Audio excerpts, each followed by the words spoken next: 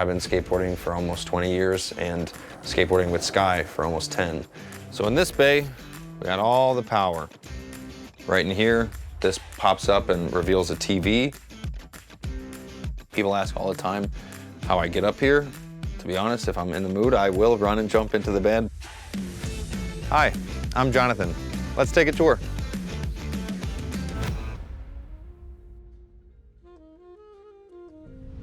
Welcome to my living room. The main thing that I wanted to focus on, especially being the entry of the bus, is that it felt as wide as possible. So we got a couch here, and my dog Skye. This is one of her favorite spots. But this couch configures in a few different ways. We're in couch mode right now. It also pulls out a little bit to be more of a day bed. It also pulls out more to be a guest bed. But also, this middle section, the cushions disappear, table pops up, you've got a dinette. And when I'm kind of traveling on my own, I feel like that's the configuration I have it in most of the time, so I have a nice place to work. Opposite the couch, this is kind of my standing workspace and my entertainment center. Right in here, this pops up and reveals a TV, but I needed it hidden, otherwise I'd be sitting here and doing very little with my time other than watching TV. I like this standing workspace, one, because the window's right here, two, because it's built to this height for a reason, and three, I got plenty of room to throw stuff about and kind of take up space while I work. You might also notice that there is plenty of headroom in here. We did a roof raise, a 20-inch roof raise actually, so plenty of room in here. Even with the beams, I'm not touching the ceiling unless I try. The energy in here, the decorations and all this stuff, that might be one of my favorite parts of the build. That just makes my space feel so much like home, that especially traveling primarily by myself and with Skye, there's so much of other people that I care about in here and so much of other places as well. Originally I was going to put another window here, but to be honest, I would have no wall space to hang up the art that I've collected and kind of curate the vibe that you see. Keep my skateboards in here at least when the bus isn't moving, because it's quick and easy to grab, and also with Skye's bed being right here, a reminder of our thing, because that's her favorite thing to do. Definitely one of my favorite feelings. I've been skateboarding for almost 20 years and skateboarding with Skye for almost 10. Behind the tiny wood stove, you've got this hearth tile, which does a really good job of kind of pushing the heat into the bus. Behind that, you've got the mortar and the cement board, which do a very good job of neutralizing the heat and kind of keeping it all to this corner. Even when this is burning almost every day in the winter, I don't get a ton of heat on the other side of this wall, which is where my pantry is, Skye's dog food, the refrigerator. But the way this hearth is built is specifically to push heat into the bus and kind of neutralize it for the spaces behind. This is one of my favorite parts of the bus because I love to cook.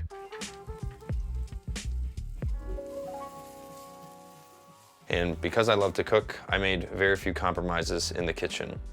The appliances are all apartment-sized appliances like you would find in a home. Instead of 30 inches wide, they're 24 inches wide, Frigidaire set, and I love them. Needed the gas range, so this is the only thing on the bus that runs on propane, the range and the oven. Got the matching microwave above, some cookbooks up top, and a nice deep sink. All of the cabinets, both upper and lower, I had built by custom cut woodworking in Hendersonville, North Carolina. All of these have the soft close, which actually helps them stay closed while driving. They also have small little bumpers and magnets that help them stay closed even more so. These black countertops that you see are quartz from a US-based company called Cambria. You can throw hot stuff right on it. The stuff is basically indestructible. And I also just like the black contrast with the rest of the space. So here is where all the food lives. Got a full freezer, full fridge. I think it's 12 cubic feet, but it's all part of the same Frigidaire apartment set. My pantry also has the soft close, which helps keep things closed. And there's also a ridge on this bottom one. And this bottom one is almost exclusively for Skye. When considering the weight of this side of the bus, We wanted to offset it by having the full fridge and freezer here, the tiny wood stove here, which is real heavy, and also this entertainment center. When kind of designing the layout inside, the main thing wasn't so much the total weight as it was the balance of weights.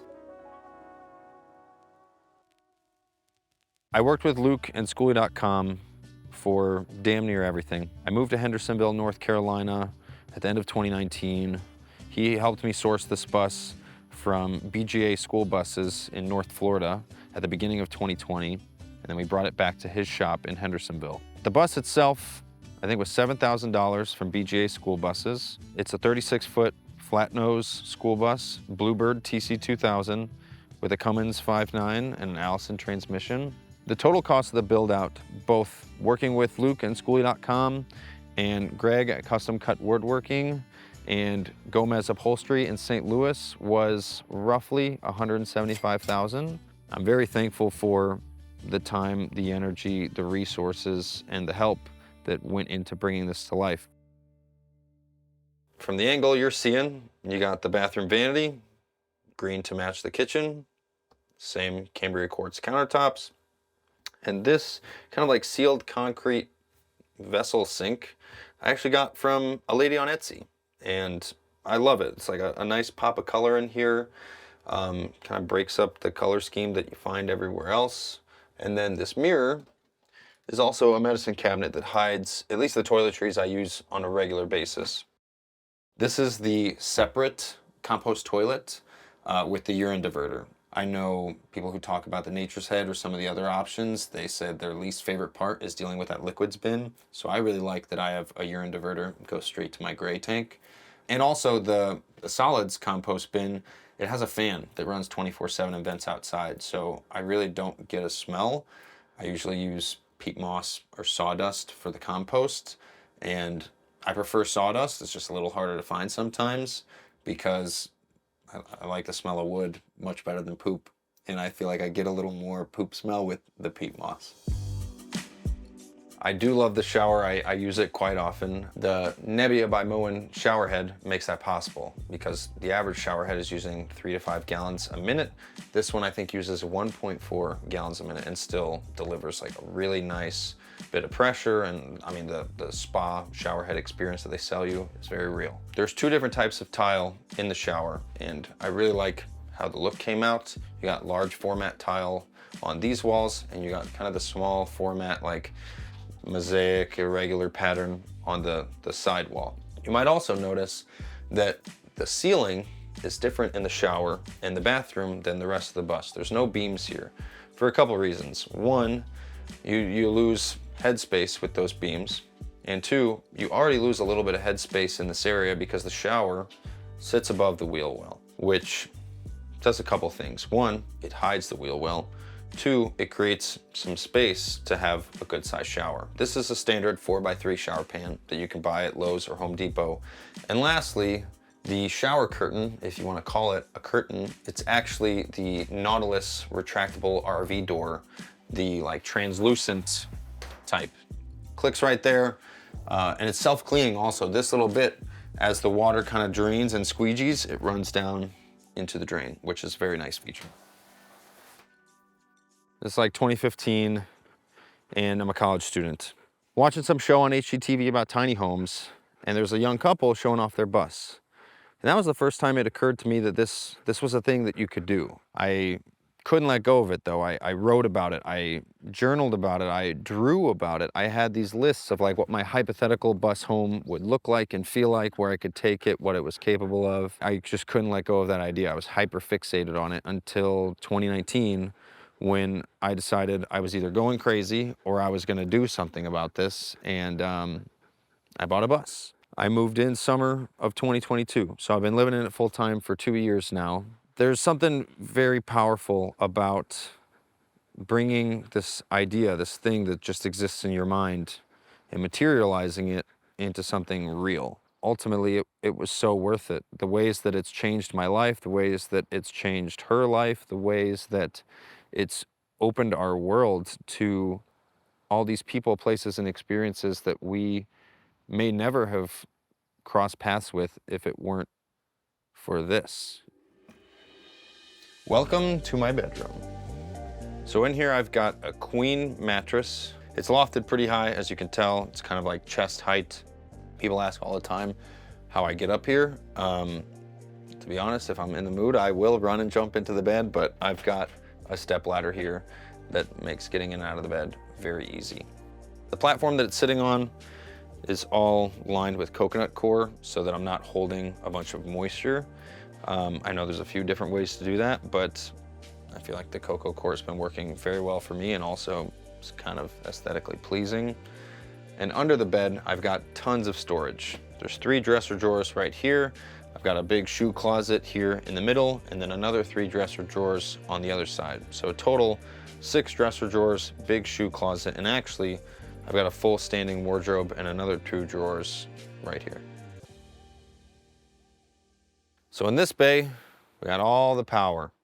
1200 amp hours of battery storage, 6 200 amp hour batteries from Victron. They're wired in series and parallel, and then a 5K inverter to go with. There's 1200 watts of solar on the roof, and in the event that I am running low on power, keep in mind these are lithium batteries, so I can run them almost all the way to 0. But in the event that I'm running low on power, I'll book a KOA for the night or mosey into a campground and plug in. But this system is pretty robust for the panels I've got, powers everything I've got just fine, and it's rare that I run both air conditioners simultaneously.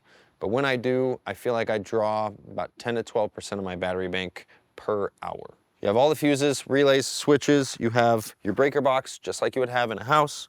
You've got the solar charge controller and all of the components that make the system on the roof talk to the system in this box. This is the Rixon's in-floor heat system that really is just a tiny engine, runs a diesel heat.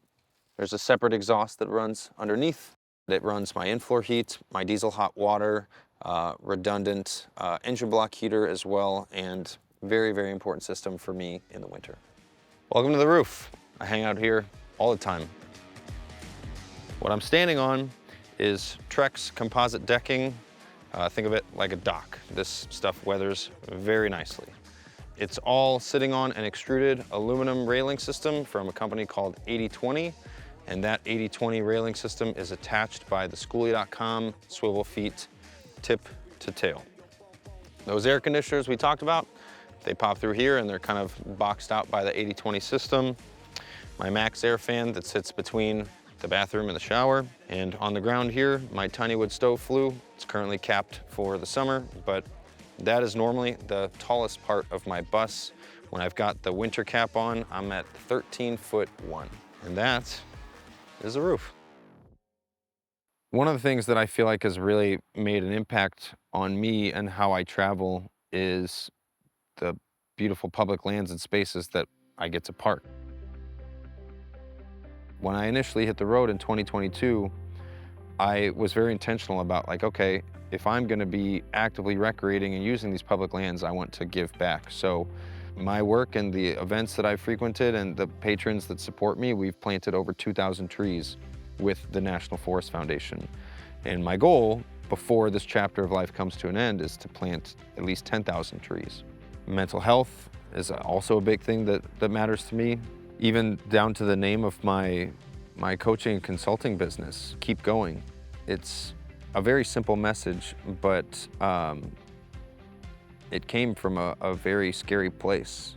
As a kid, I had several instances where I just didn't want to be here anymore. That squirmy, weird kid felt very alone, even in circumstances where I was surrounded by people that cared about me. And even throughout this bus build and weathering COVID and everything that came with that, there were several instances where I may not have been here.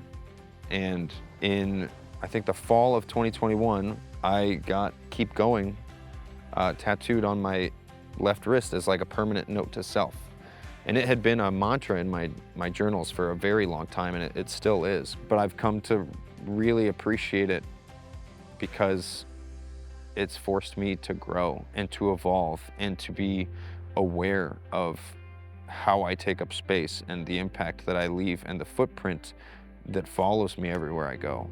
And I'm looking forward to all the ways it's going to test me and encourage me to keep evolving in the future. Thank you, Tiny Home Tours, for featuring me and my home on the highway. If you'd like to see more of the bus, check out Home on the Highway on Instagram or homeonthehighway.com. That's home on the HWY. And if you'd like to see more of me and my life or my business, go to jonathanpereira.com or the Jonathan Pereira on Instagram. That's JONATHANPERERA. Thanks for watching.